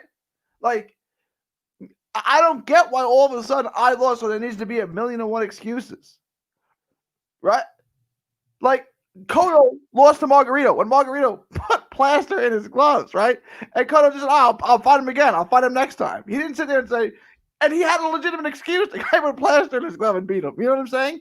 And Cotto didn't use an excuse. Cotto just went back and beat him the next time. I don't understand why it's got to be this way with Wilder. Like, he beat you. It wasn't close. You weren't even at all competitive. Just come back and do better. I just don't. The weird part is, like, if he's trying to like galvanize like his supporters, right? I don't think he needs to do this to do that. Like, I think Deontay Wilder fans, because he does have fans, will support him regardless. Like, if he came out as like, guys, I lost, like you said, like, was very honest about his performance and how he was relatively dominated in that fight, and then he needs to sort of go back to the drawing board and all that stuff, like just sort of the kind of bullshit talking points that all athletes do, but it works to a degree, right? And that's just the reality to it. His fans wouldn't turn on him. You know what I mean? Like, I that's why, like, I don't get the strategy behind this, other than like he just really like just has a hard time taking this loss, and like mentally, emotionally, it bugs him, and he needs to create excuses. And I get that to some degree. Like, people, I think, naturally want to generate excuses for why things happen, bad things happen, of course, you know, especially to themselves. It's just so egregious now, right? Like, the level of excuses here is just extreme. Like, Mark Breland spiking his water. I cannot begin to describe how ridiculous that is. And it's funny because, like, I think a few shows ago, Gary, we were asked this question by someone in the chat about Mark Breland's relationship, or maybe you asked me this question about Mark Breland's relationship with Deontay Wilder compared to what's his name? Why am I forgetting? JD's. Thank you. Sorry, been a while. And I said that, yeah, JD's is clearly the head trainer there. Like, he's been the guy that's been with Wilder since day one, and Mark Breland's the clear number 2, right? And you were kind of shocked by that, but I want to underline that with, it was very clear still that Mark Breland and Deontay Wilder like had a very good relationship, and that Mark Breland significantly cared about Deontay Wilder and his career. You know what I mean? Like, obviously, why he stopped the fight. JD's cares about his paycheck, so whatever. Like, he doesn't want me to start the fight. He'll be mad at me. Maybe he'll fire me. Where Breland's like, maybe he'll fire me, but I got to do the right thing for the person, right? Like, I can't let him take any more of this. And the fact that he would go that far to say that Mark Breland like spiked his water is really sad to me. It's so I like Wilder too, you know. Like, I'm realistic on his ability, but like, I like Wilder, and he's been the best American heavyweight since I don't even know when.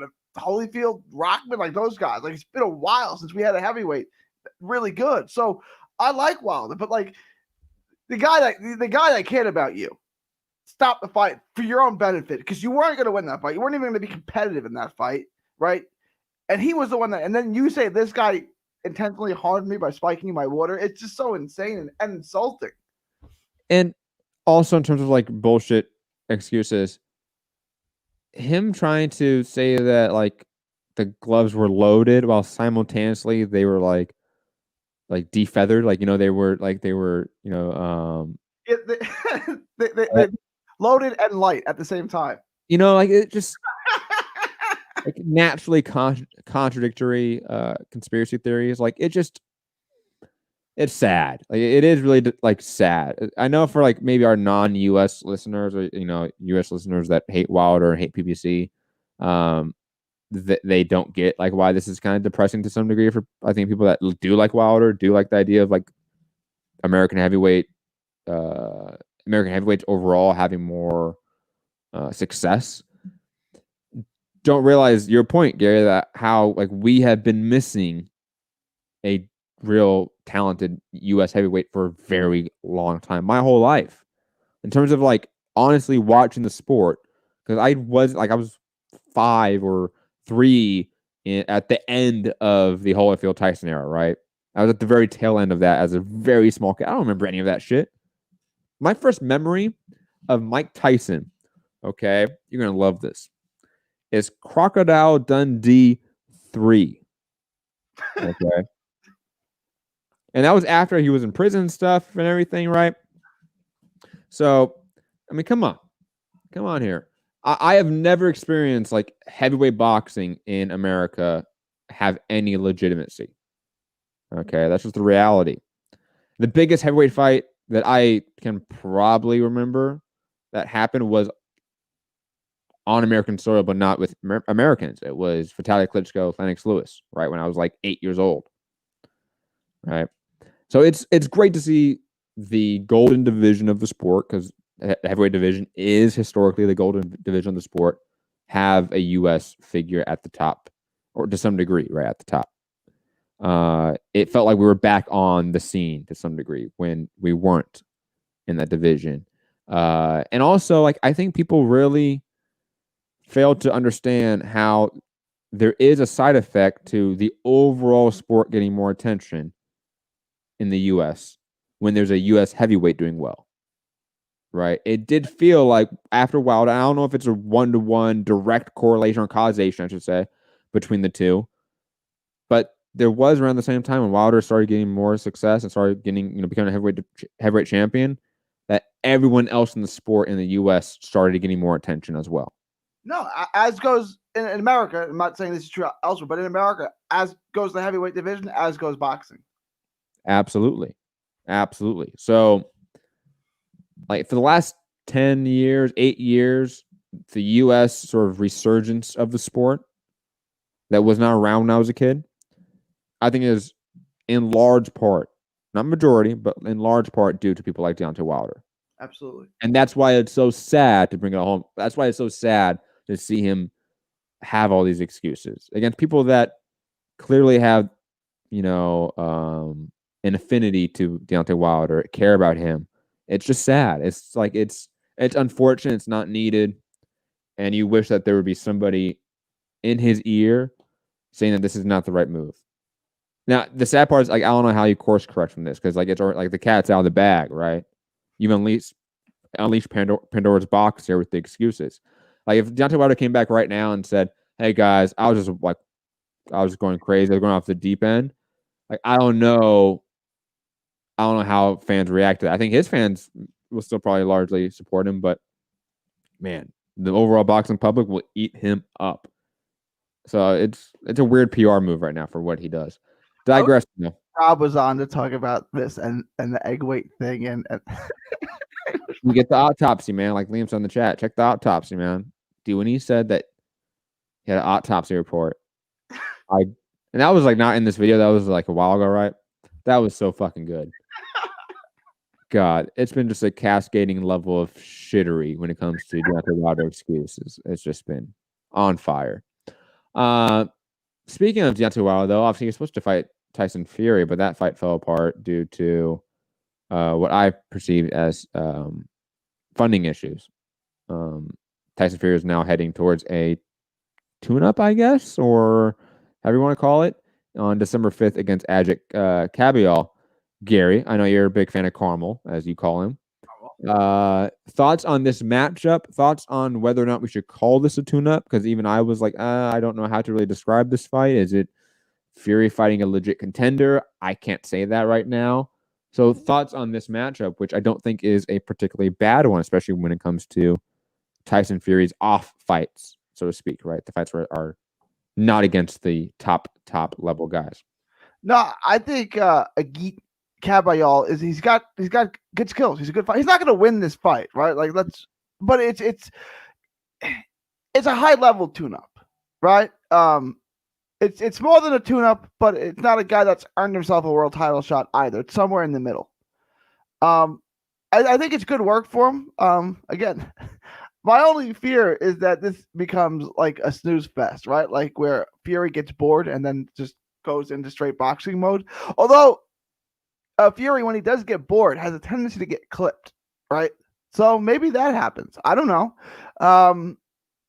For a guy as defensively gifted as Fury, why does he get hit so much? Like with big bombs. Like why? He watches his work too much, if you understand what I'm saying. Like he tries to get a little bit too pretty and cute in there. And that's what leads him to getting hit. Because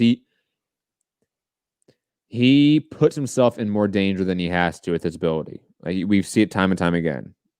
And that's why he's able to get hit. Like it's not where like Usyk is like in terms of like the dimensions of the division, he's now far more susceptible to right hands, right, as a southpaw. And that's why we're seeing this increase in him being hit with right hands. With Fury, he just gets, I don't know, Fury-like in there. This is the best way I can describe it. It's his personality in the ring, right? It's the same personality outside the ring. He wants to start dancing in there, and he's going to get clipped. But no, I expect it to be competitive for a moment and then for Fury to carry the round. I do think it goes the distance in a fight. And I'm not saying this because I think the fight's bad, because I don't think it's a bad opponent. I think it's a fine opponent for what it is. But I think like we're going to get to a point where this fight becomes really boring to watch. Yeah, well, I don't think Caballal, whatever his name is a guy that is really going to press Fury in the way that will create an exciting dynamic between the two. I think Caballal is a guy that likes to box, to be quite honest, and he's going to try to box with Fury, and that's going to lead to a more boring fight, honestly speaking. There's the reality to it. But it doesn't mean it's a bad fight. It just means that probably on paper, it's one that is hard to lead to sort of an entertainment sort of product for the consumer. But yeah, I like the matchup. I think it's all right. In terms of like heavyweights or not heavyweights, champions fighting, again, tune-ups, you very rarely see them fight undefeated prospects when they don't have to. So that's nice to see. I love seeing that. There's something in the chat. Liam saying that I'm not sure what it was like over in the States, but my mates didn't know who Wilder was until the first Fury fight. Well, yeah, you're in Australia. Like that's just the reality. You think my mates here in the United States knew about AJ when he was fighting like Gary Cornish and shit like that? No, man, no. That's just how it works, of course.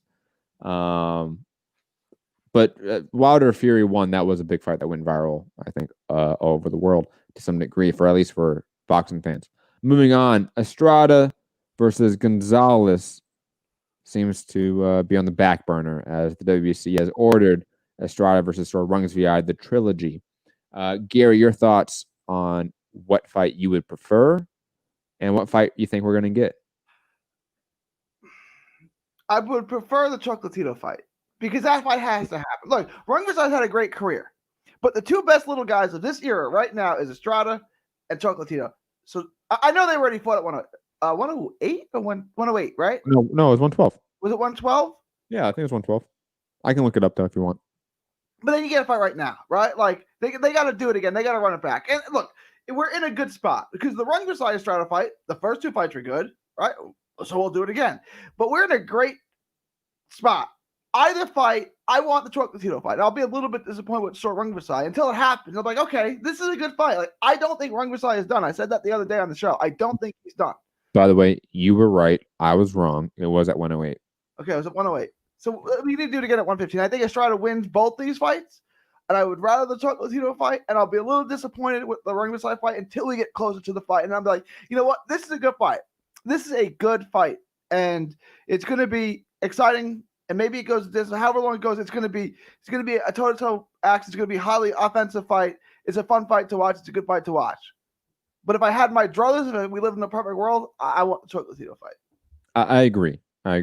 And quickly, you think we're going to get, though, the Estrada Rungsvi fight, right? Not Estrada Gonzalez, right? That's where I'm leaning right now, yeah. I think one, you still have the factor, even though they have been stating this, that Roman Gonzalez and Estrada are asking a lot of money for that fight because they understand how big it can be. Rung's value, you're going to get a little bit cheaper.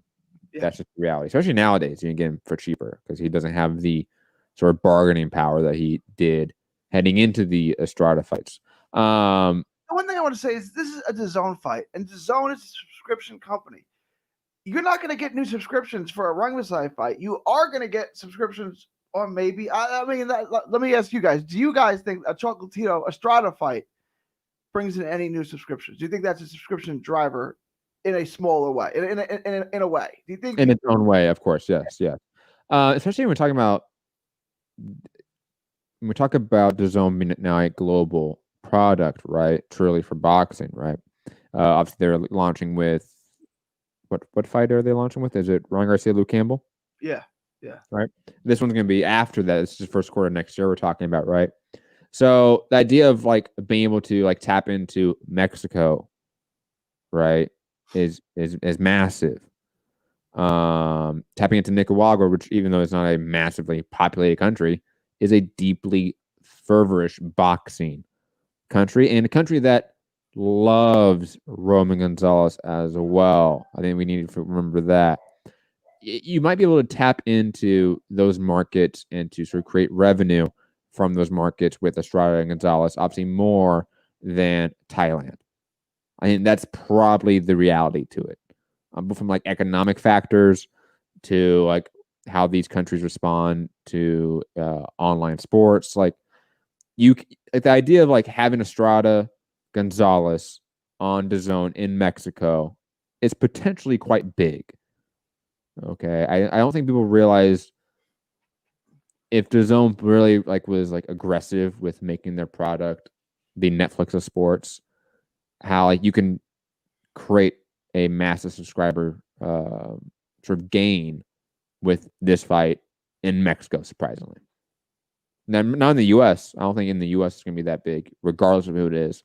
I don't think Gonzalez and Estrada's Southwestern appeal is going to really generate too many subscribers, to be honest. Yeah. But the idea of DAZN coming into a market like Mexico and being able to profit off of that market, absolutely. Estrada's going to get more media attention fighting Gonzalez in Mexico versus Rungs VI. That's just the reality to it.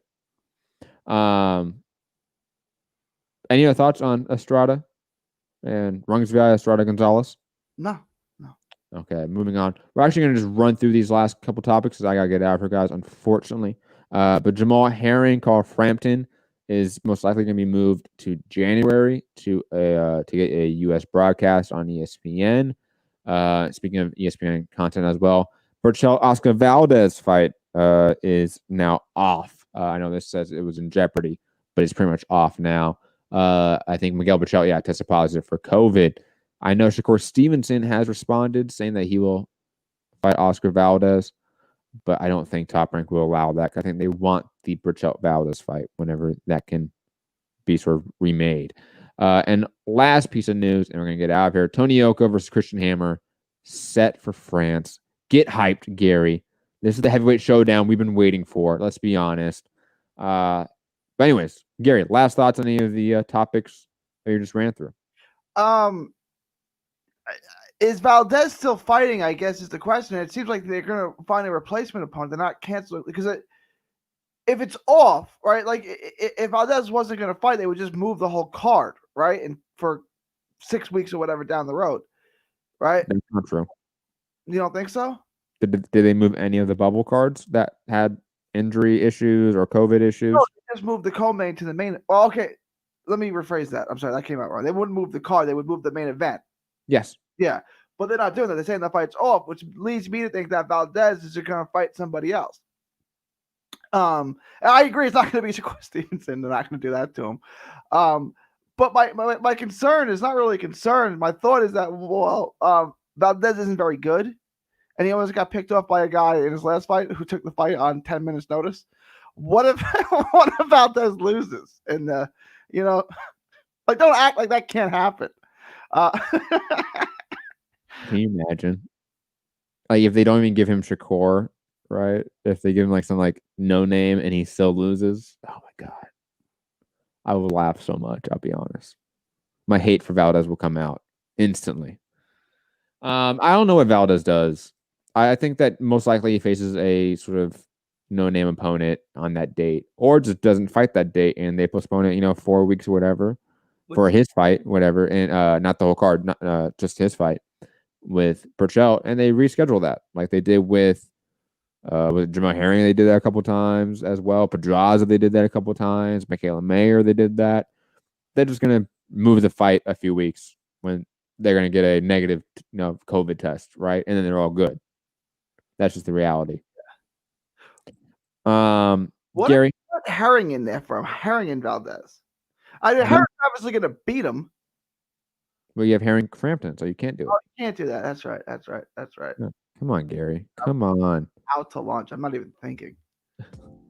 Anyways, guys, it's going to be it for today's show. Make sure you guys hit the like button, share the show, and subscribe on all of our platforms.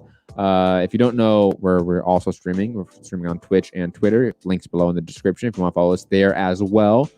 In case the YouTube stream cut out or whatever like that. If you needed to still catch the show, Twitch, Twitter, all of that fun stuff. What else? Programming notes.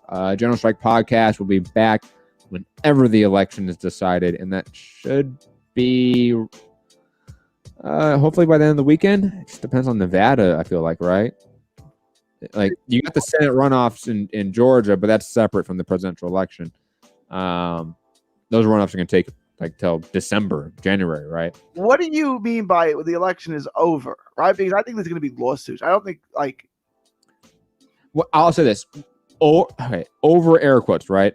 When the media, from a consensus standpoint, has called the election. Okay. Not the election commissions in the individual states and all that stuff. When we have Fox News, CNN, MSNBC collectively all agreeing it's called, it's done. I think then I'll probably do a show and talk about it. And I do say me and Gary talked about this on a private chat. I do want to do another debate show with Gary on politics. I think me and Gary have obviously differing views on politics, but we obviously get along quite well and we have a great repertoire. So why not have another debate, right? I don't know what Biden or Trump is like, do you want me to break your right leg or your left leg? I don't really, I don't care. Like everyone is so passionate about it. Like, it doesn't matter to me. Like you're asking the wrong question. Like that like it's just. We shouldn't have presidents anyways. See, me and Gary do disagree on some things, but we agree on actually quite a bit, which makes it fun. Anyways, so stay tuned for some debate show coming to next week on General Strike Podcast on our other channel, Trending Now Network. I don't know when that would be, what topics it will be about, but I assume that's going to happen sometime next week. I do actually want to go back and read some ANCAP stuff just for you, Gary. All right. So I can be a little bit, more fresh, because I haven't read anything that was like libertarian or ANCAP since college. Literally, my introductory class on political philosophy, we read like Rothbard, Ayn Rand, and all those sort of classical American viewpoint on libertarianism. I want to read that again, and I do want to say. I want you to get this book, Gary, Anarcho-Syndicalism, Theory and Practice, okay, by Rudolf Rocker. I want you to read this book. I'm curious your thoughts on it. Well, who's the author? Rudolf Rocker. Okay, that's easy to remember. Yes, like rock and roll, right? Yeah. And then Rudolph, like the reindeer. Like the reindeer, yes. I'll text you this information as well. Don't worry about that. But I'm going to read that as well, hopefully, or at least some of that before we have our debate show, because I want to debate. If I can, I want to debate anarcho-syndicalism versus anarcho-capitalism, which would be a really fun debate. But anyways, guys, you find me right there. Gary, final thoughts. It's a good show. It's not the best week in boxing, but we get Haney, all right? And we get King Kong Ortiz. And I'm trying to convince Matt that he likes to watch King Kong Ortiz. I do, but like against Alexander Flores? It's not something you got to watch live, but you DVR and you watch it when you get a chance. Absolutely, yes. And we also got Trevor Lawrence. Oh, no, Trevor Lawrence. Never mind. Scratch that. So now it's actually the Lawrence brother? Trevor Lawrence, the quarterback on Clemson. Against Notre Dame, but he tested positive for COVID. So He tested positive last week, and they were trying to clear him to play this week, and then ACC says, nah. So they got 2 top 5 teams, but without Clemson's quarterback. So it actually makes it a more competitive game now. But it's not interesting. Scratch that. We got Devin Haney this weekend. That's the highlight of the weekend. Find me on all forms of social media, 3D Boxing blog from Texas to the world. Thank you, and God bless. Quick note, Gary, did you I remember you saying that you bought the Prison Abolition book by Angela Davis. Did you ever end up reading that or listening to it? I have. It's on my list. I got like 6 things. I'll get to it. It's just I don't know when. It's really good. And I'll be honest, I haven't got to the last chapter, which is the chapter on like prison alternatives, but the history of prisons, oh my God, dude, it is insane. You're gonna, I think, like, again, like you like know vaguely like the history of prisons and like, you know, the rise of the prison industrial complex, stuff like that, but to like get it really contextualized and to get, you know, dates and names and all, oh my God, it is. You're gonna love it, Gary. You're gonna love it. But anyways, guys, have a great day, great evening, great night wherever you are. Peace.